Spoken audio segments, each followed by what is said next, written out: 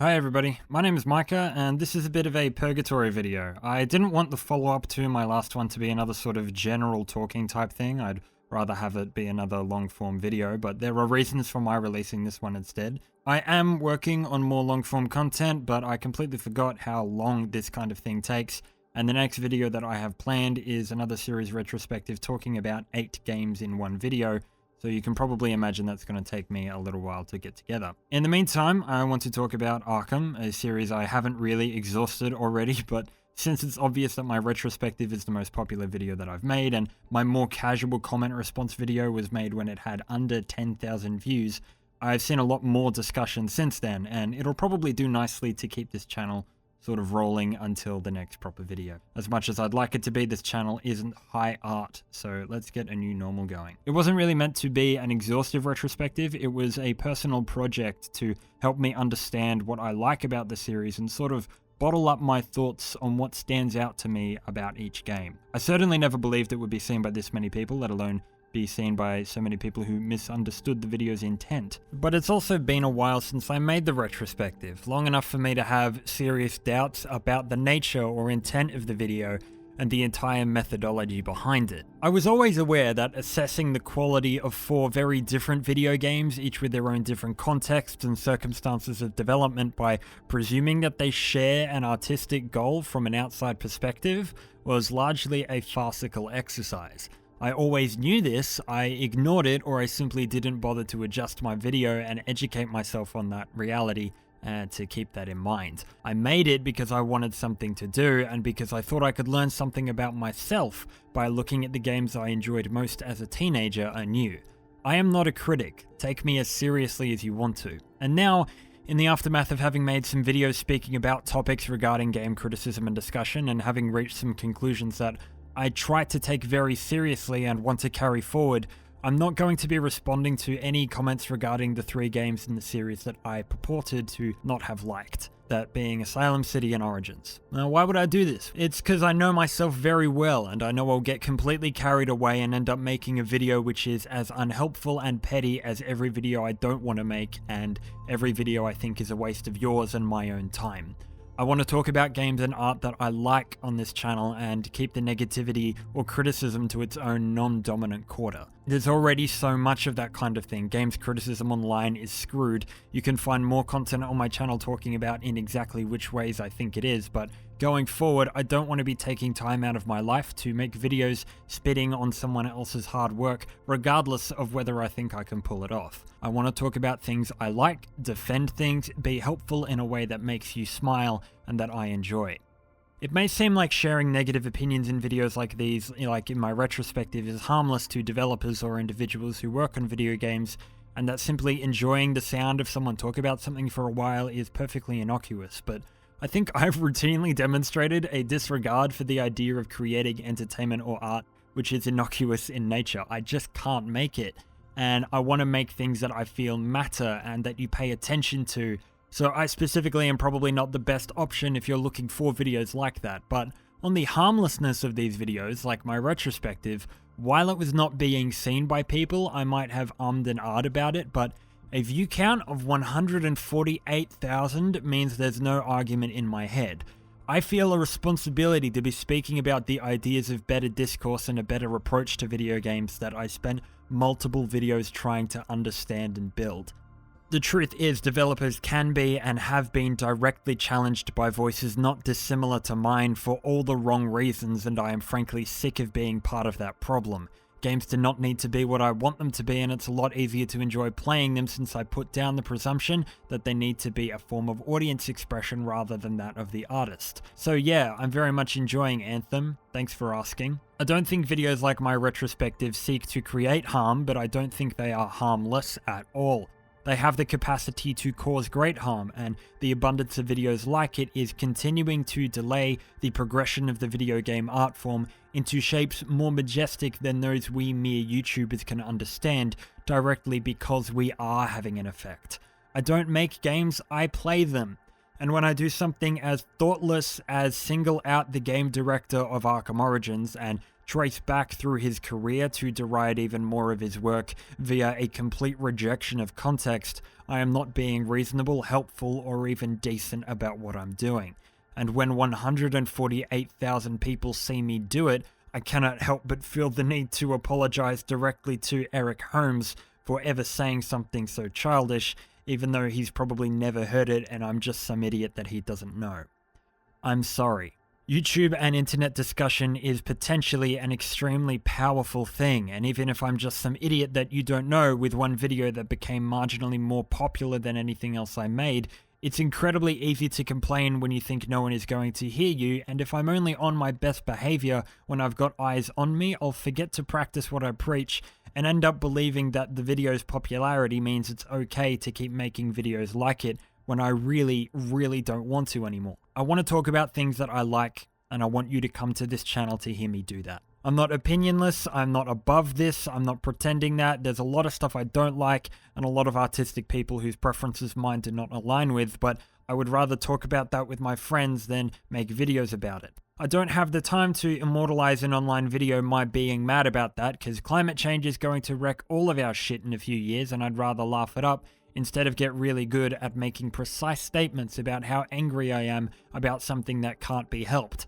especially not when it being helped involves misunderstanding and stamping on the creative vision of artists who've worked to get themselves out of their own versions of the bedroom closet I'm currently recording this from. I don't want to be making videos about things I dislike because I know I'm already good at that, and I need to hone some different skills because negativity is an alley I can already see the dead end of. I want to make videos you send to a friend or a stranger out of excitement, not spite or superiority. I don't really want to make another video in the vein of my Arkham Retrospective because the idea of it is flawed to me. The benefit is mostly self-contained, and it's something that I've already done. I am kind of annoyed that the video where I most clearly demonstrate all of the traits of online discussion I'd rather not be seen exemplifying, is the video of mine which reached the most people's ears. Don't get me wrong, I'm happy I made it, and I'm happy you enjoyed it if you did, but the journey of having made that video and what it allowed me to discover is the thing that I'm proud of, perhaps not the video itself.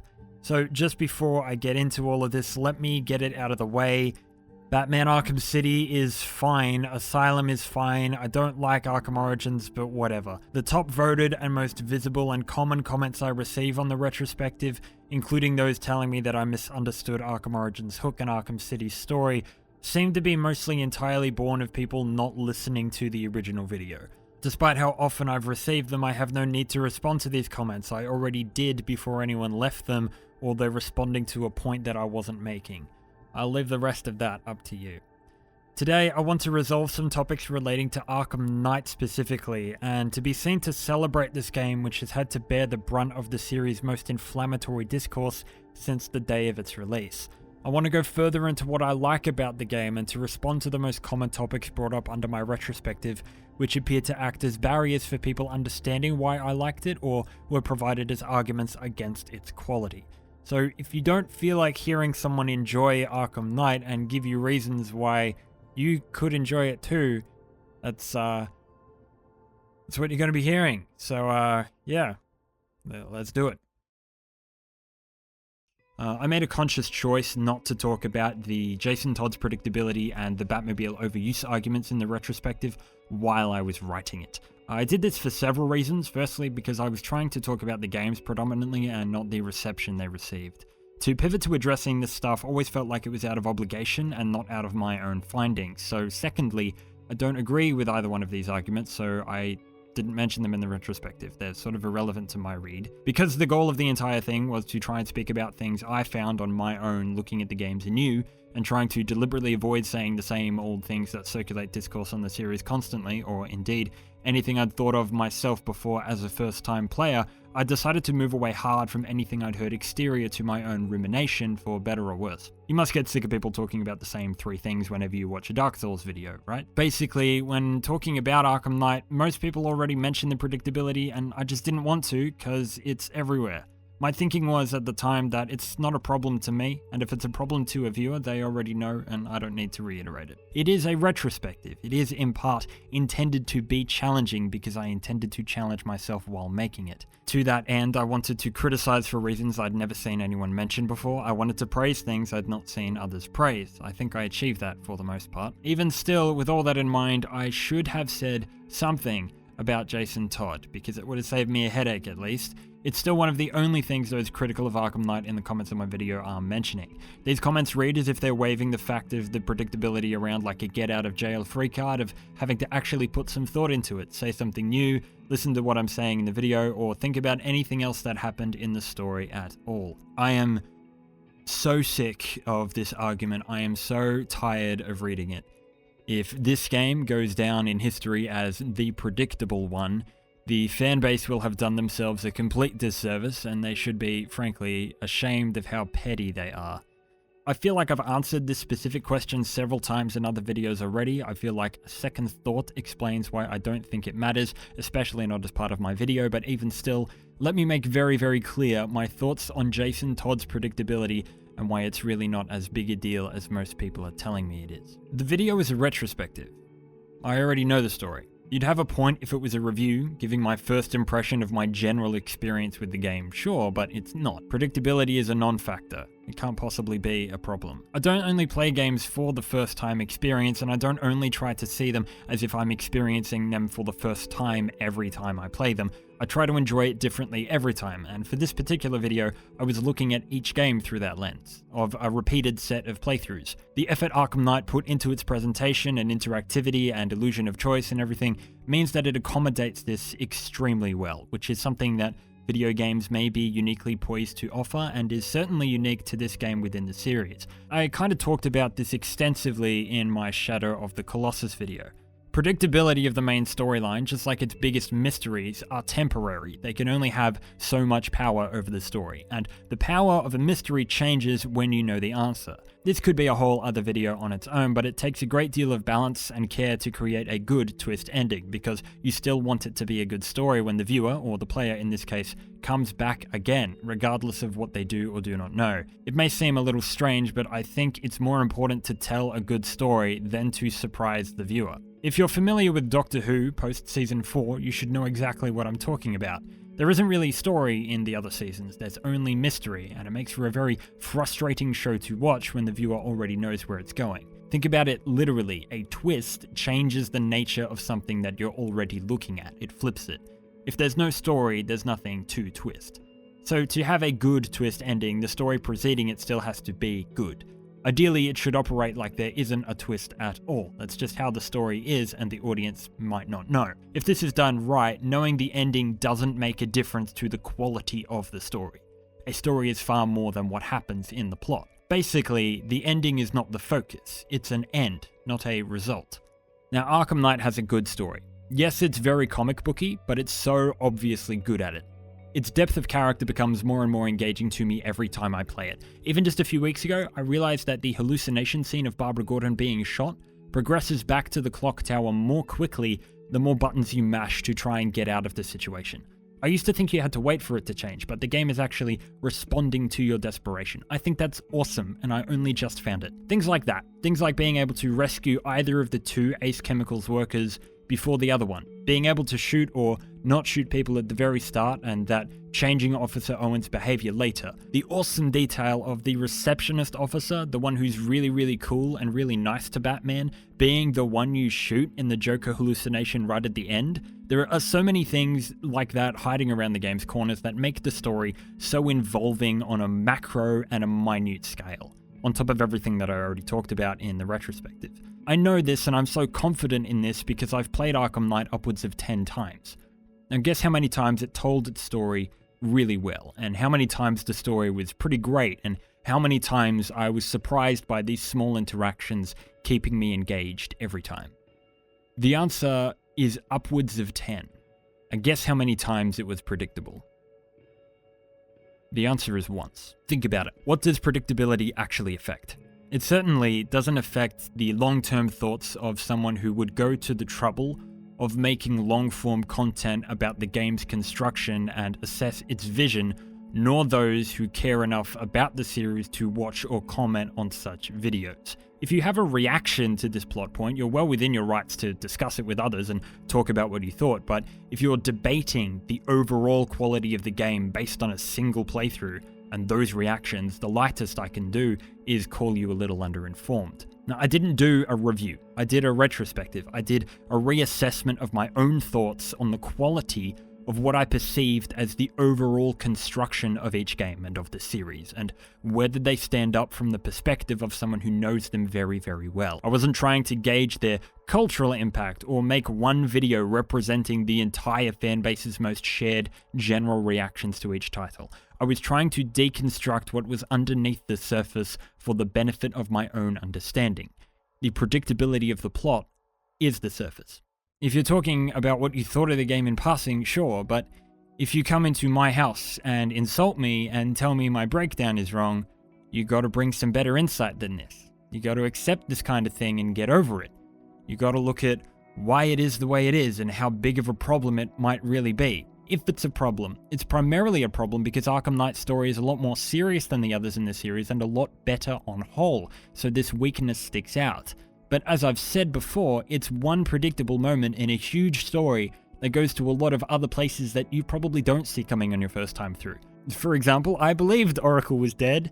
That hurt. I never thought Bruce Wayne would be revealed. I didn't pick that Henry Adams was infected. I didn't think Batman would lie to Robin or lock him in a cell. I didn't think Batman would tell Gordon about his partnership with Barbara. I didn't think Batman's greatest fear would be himself, or the game would show that actually manifesting in an interactive way. I didn't see Batman being willing to sacrifice himself for Gotham and believing that he was going to die strongly enough to say goodbye to Alfred within the game's first 2 hours coming. Are you kidding me? You cannot take this stuff for granted. Who cares that you knew who Arkham Knight was? Everybody did. To make this next point, maybe I'll compare this all to Marvel's Spider-Man, which was also criticized for its predictability, and this also had me slamming my head into a wall. This is the very first shot of Otto Octavius in the game. This is very, very obviously the game openly acknowledging that you already know where the story is going to go. It's an immediate surrender. Cards on the table. We know you know who this guy is. Now, you can do one of 3 things at this stage. The choice is entirely up to you. First, you can criticize the licensed video game made about one of the most ubiquitous superheroes of all time for telling a story which other interpretations have told before, ignoring that it's still a good story, and ignoring that Shakespeare was written 400 years ago and is still excellent regardless of how well people know it. Second, you can criticize the property which is doing some new things with classic characters for not sticking closely enough to quote-unquote source material it is not beholden to in any way, shape or form, basically posturing that this work of fiction is less important than other equally ridiculous works of fiction and that it isn't supposed to be standing on its own 2 feet. Third, you can play the game and do your best to enjoy it all the same.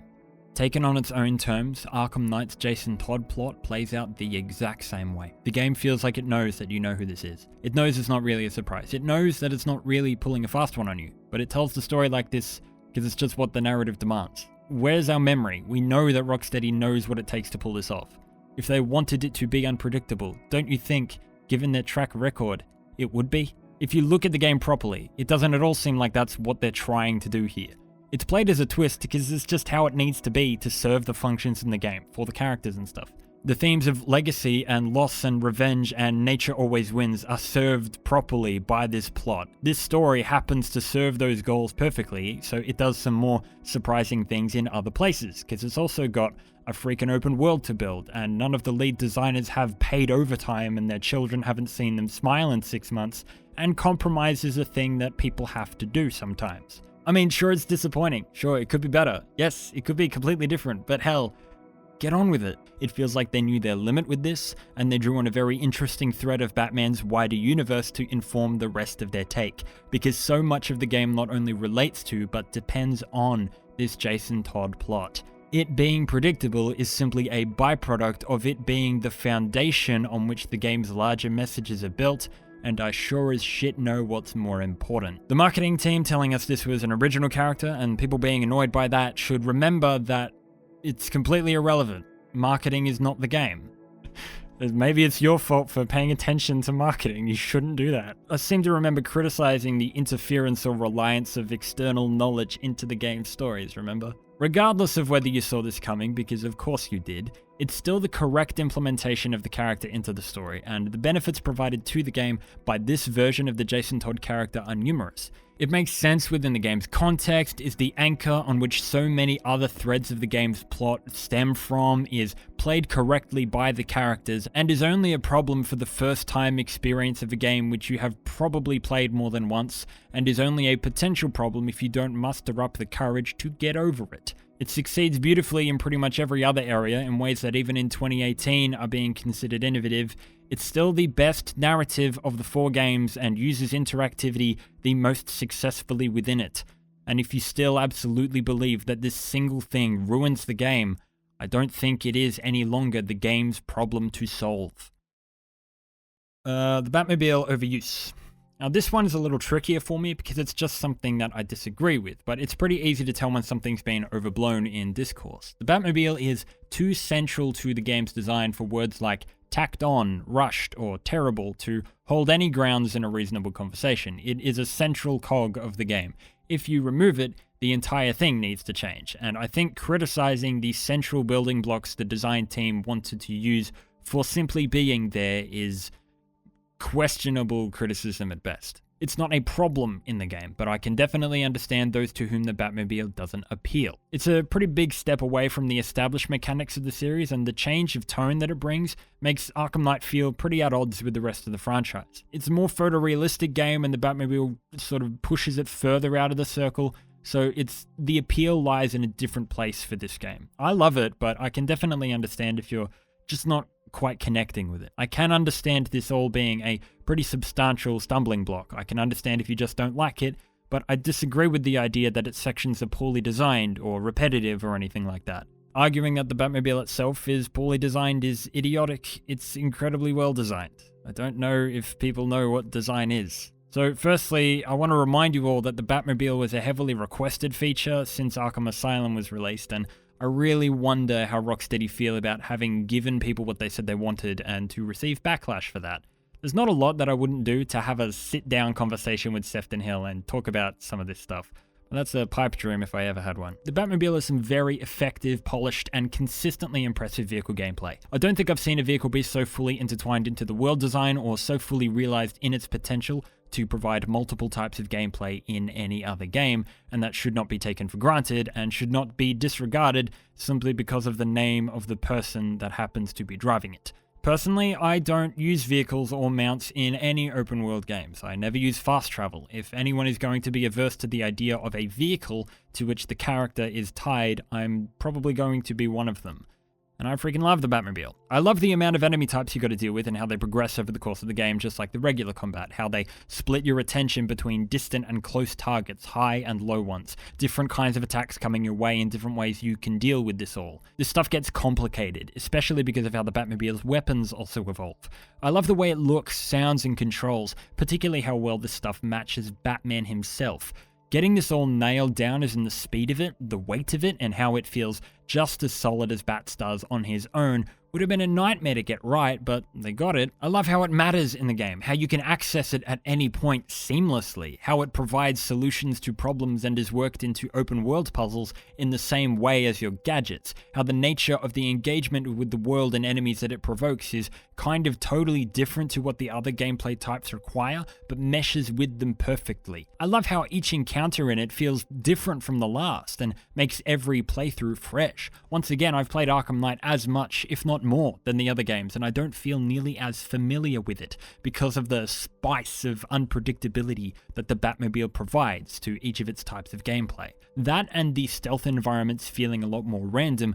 I don't have a muscle memory of how to clean up every single encounter in Arkham Knight on a playthrough like I do with the other 3 titles. I have to play, and I have to pay attention, I have to be engaged. It's still tense on racetracks, and still difficult to beat some of those late game skirmishes for me. There's a lot going on here.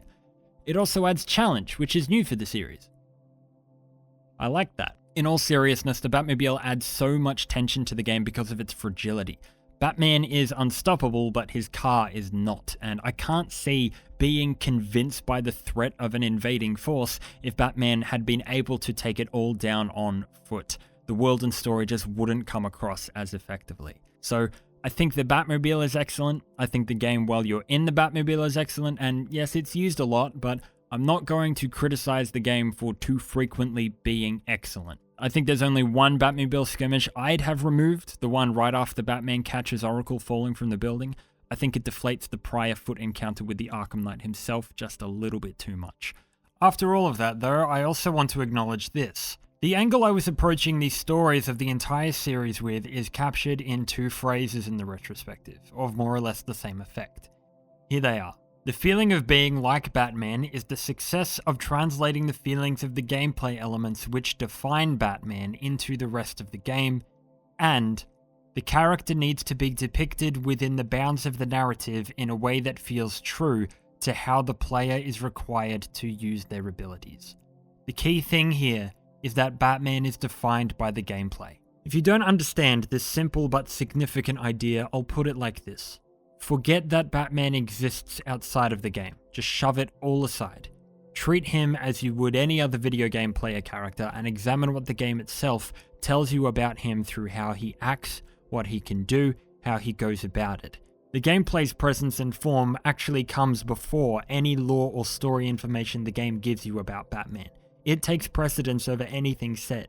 Actions speak louder, as they say. The Batman of any Arkham game is not supposed to emulate or live up to any version of his character you've seen anywhere else.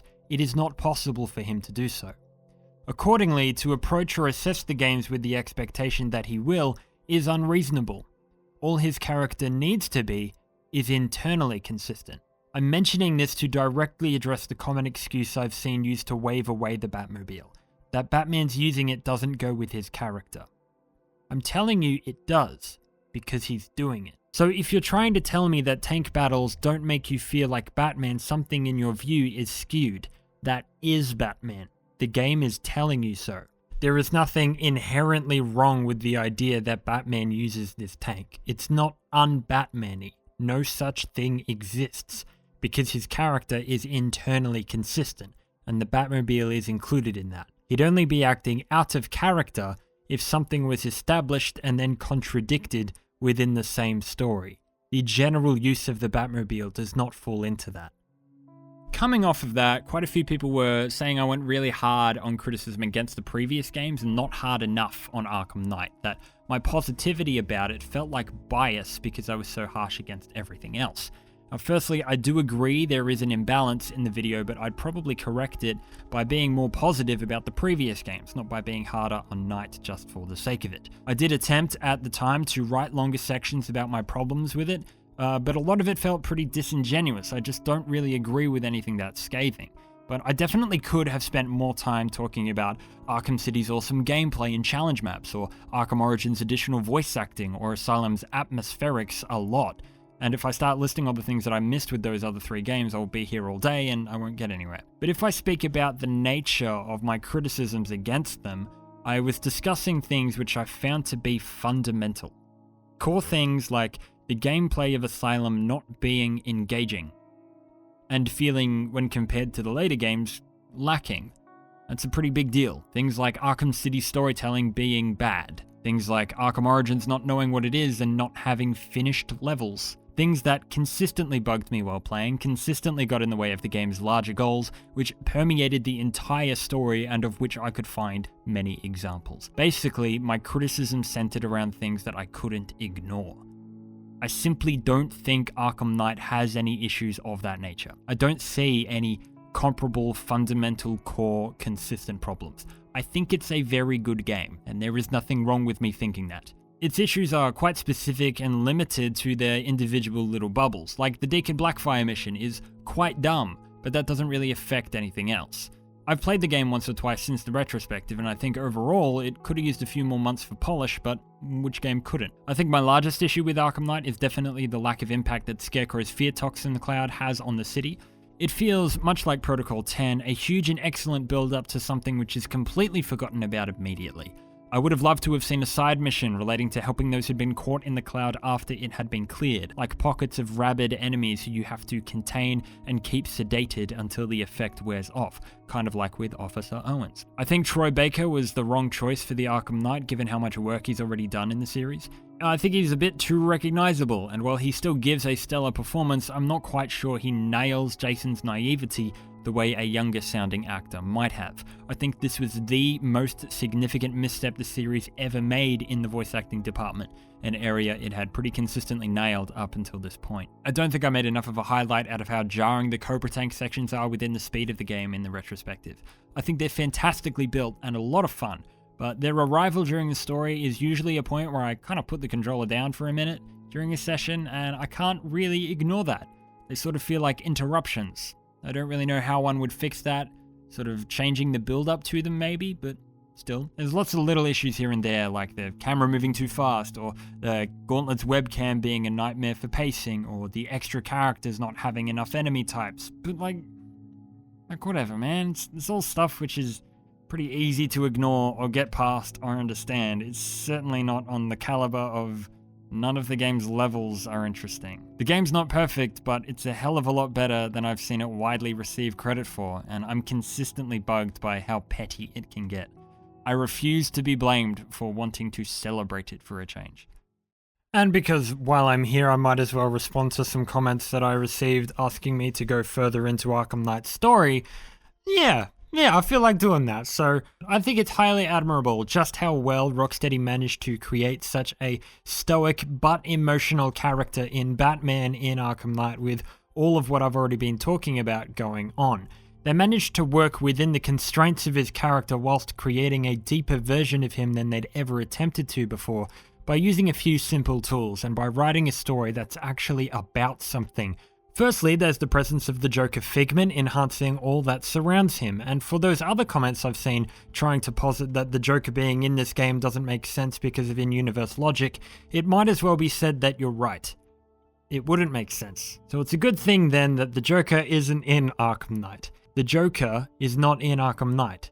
This could literally not have been made more clear. Because this is a hallucination of Batman's greatest fears embodied as Batman's perception of the Joker.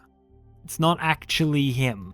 If you want to debate universe logic, know the logic. The Joker is, within the games and within this one, characterized from Batman's perspective as a mercilessly sadistic, relentlessly terrifying force that defies morals or explanation, and he's rotted at Batman to the core of his being. And given what's exposed about what Joker's done to Batman in the past, is it so hard to understand that when Batman is in this kind of situation, Joker, and the things he did, the uncompromising lengths that he went to get what he wanted, is a good representation of what Batman fears most, that this image of the Joker, Batman's polar opposite, who's killed and terrorized his closest allies, is constantly spouting ideas of what Batman should or shouldn't do in any situation, that this Joker in this game is actually just Batman thinking to himself.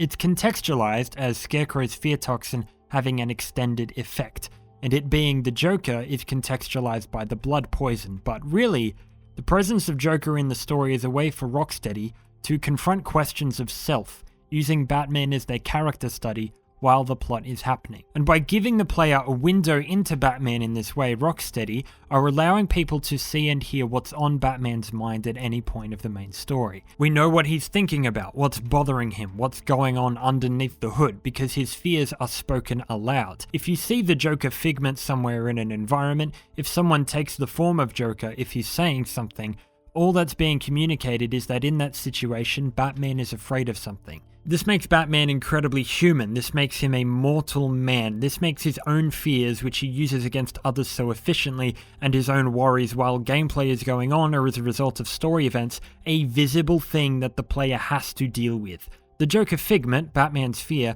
is always present at certain points in the main story, but he can either be there or not be there during side missions, depending on whether you've completed the main arc. Coming from that, remember how I mentioned in the retrospective that nearly every single time Batman acknowledges the Joker's presence in a space is controlled by the player? Well, it goes the other way too.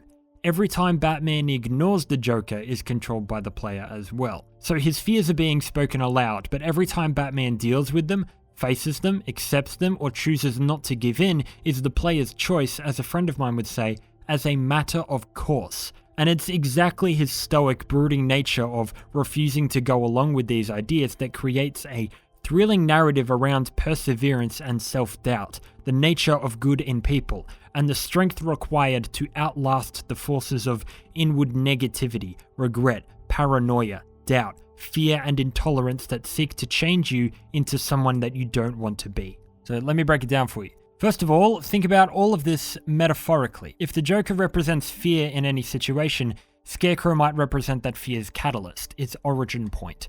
Since Joker speaks through him, is made stronger by returning to the true source of Batman's worry, Scarecrow is representative of a true underlying fear. That's what's making the rest of this possible. Jason Todd, or the Arkham Knight, represents mistakes you've made or past failures coming back to haunt you. He's incessant, he's resourceful, he tests you and challenges you and corners you. If he's representative of your own failures, no one is going to know your own weaknesses better than you are.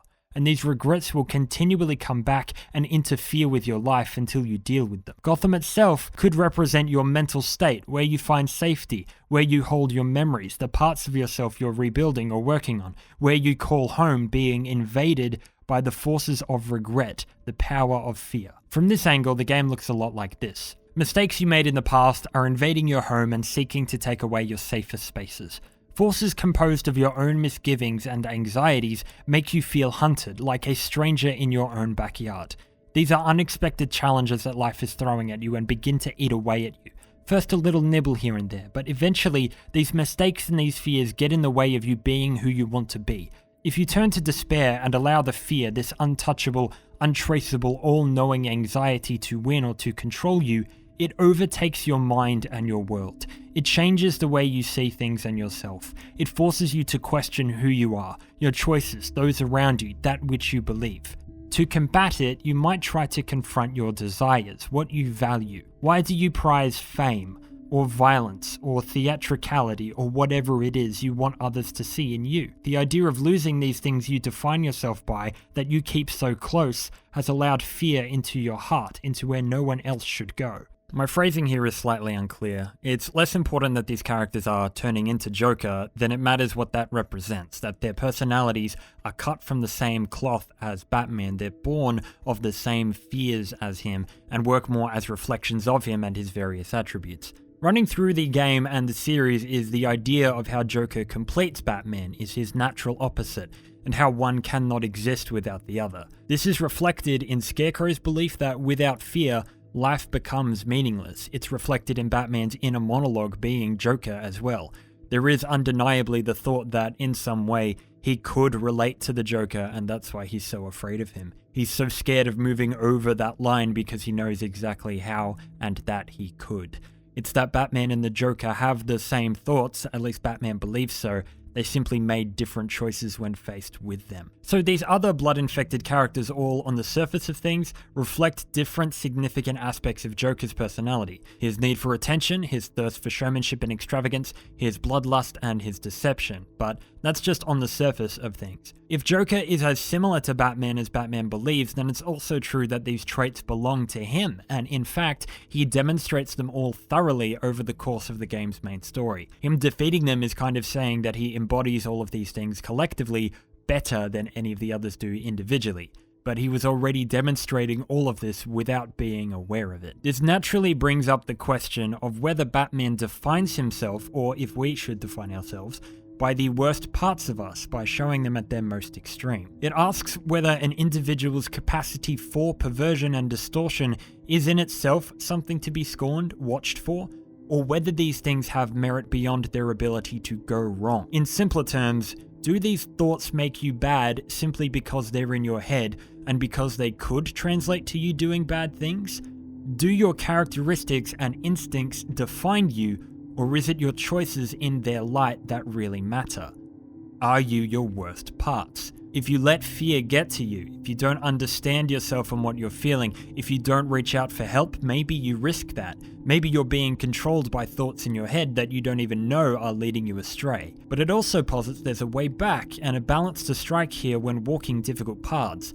Either way you lean, to be controlled by fear or accept it, it's a choice you have to continue making. Making the choice once doesn't mean you won't ever have to make it again. Joker doesn't suddenly disappear. The game is saying by having its main character, Batman, so riddled with these doubts that this is a truth even the strongest of us are faced with and cannot survive without help. And yes, this does mean that Batman Arkham Knight is a nuanced take on anxiety and mental illness. Batman's always desperate to see the good in people even when they're bad, and he's being pushed to question if there's even any good left in him. He makes mistakes, he fails at important moments, he barely escapes, he's outmatched and beaten back by his past and his own self-hatred and regret at points when faith is needed, and he fails to trust those who care for him and want to help him. He ignores his fear, allows it to thrive and torment him, to the point where he can't tell what's real and what's imagined anymore. But Arkham Knight is a deliriously hopeful game because relief is found in nature, in the roots buried deep within yourself and what you love, which can never be truly destroyed no matter how lost they may seem. Help is found in others, in those who care for you and share in your journey even if they are not constant companions. The game says that you should not be living in a maze of regret and ambition, haunted by a figure of what you're supposed to be. You should forgive yourself. You should acknowledge and understand your fears, your shortcomings, what they mean to you. You should confront your mistakes, apologize, and make amends. Not because it's easy, but because it makes you a better person. You should accept help when it's offered and be strong when you have to. Ignoring fear can only get you so far. Eventually, you'll have to find out where it comes from, and you might find that it's a lot simpler than it seems. Only then can you look strife in the eye and ask it if it's scared of you. Arkham Knight's Batman's greatest fear is of being forgotten. That his being a symbol will fade away. That the idea of Batman, of his ideal self, who he wants to be seen by others, even his own friends, as, will die if people know who he really is. A mortal man. That it will die if he fails to live up to his own eternal ambition, that if he needs help, he will be a weaker symbol, let himself down. He's built up the idea of his mission, of what he has to do, who he needs to be, a legend of the Batman that Scarecrow directly challenges and wants to destroy. He's afraid of being forgotten, of being seen through, of who he wants to be, being looked at, and seeming small. This is incredibly human. I certainly relate to this very strongly. This is something at the core of anybody. That the image of yourself you've built up is actually just an illusion, is under constant threat, that your mistakes will undo goodwill. In the internet age, it's rampant. How carefully do you construct your digital self? How do you want people to see you? How scared are you of being understood as less than what you presented? Does the desire to maintain that illusion control you? Or are you aware of how much worth you've placed in your own self-projections, and are you prepared to let them go?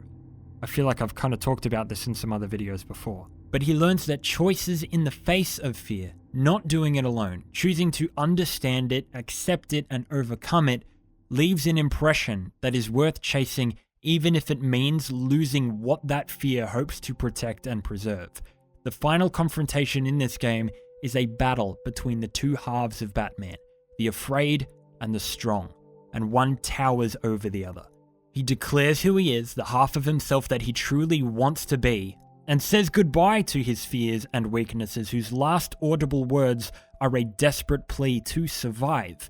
I need you, it says. Arkham Knight's story is a metaphor for self-understanding, self-acceptance of growth. That it's a difficult journey, shit's gonna go wrong. There will be some hard-fought battles trying to protect and preserve things you care about from forces of pain and anger which threaten them. You'll try to forget and bury and ignore things you don't want to face, and whether your failures are real or self-imposed will become hazy. The game thinks people are beautiful but simple and innately good. That Jason felt, after everything, abandoned and hurt.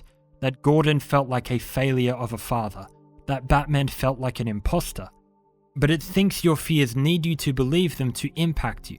They only have as much power to control you as you give them. But eventually, if you go deep enough within yourself, if you find the right people to understand and to help, Your good nature always wins. So the post-credit scene of the criminals being haunted by some nightmare Batman, it's not something to do with weaponized fear gas or Bruce Wayne living on. It's a metaphor for the legacy he did leave behind. That the idea of Batman and the best of him has lived on and continues to help those in need. That his greatest fear did not come to fruition because he accepted it. It's not so literal as Batman drives a tank while his clown arch nemesis takes over his body and he fights a predictable twist villain, so much as you use every tool you have available to fight against mistakes you've made and who you don't want to be, but you can conquer your deepest fears if you understand them. It can all be read through this metaphorical lens. I recommend you replay it yourself and try it on for size. Try wearing the idea that this Joker figment is just Bruce's own thoughts 100% of the time and his own perception of the Joker 100% of the time. That his episodes recounting mistakes he made were actually just his own mind catastrophizing things. That there isn't a boss battle with Arkham Knight or Scarecrow because his anxieties and mistakes are not solved by his beating them with his fists, but by his making peace with them, facing them, and making the hard choices. That self-improvement is not found in material possessions or ability, in accomplishment or blame. You can have all these things and still be haunted. Try emphasize that the game is saying peace comes with understanding. That Batman's journey in this game is a metaphorical one, and his characterization and dialogue within it was years ahead of its time. I fully believe it was, because it's so subtle, and it's so thrilling. And it's so seamless. And the game makes it all interactive 100% of the way through. Get your head out of your ass. The story's fantastic.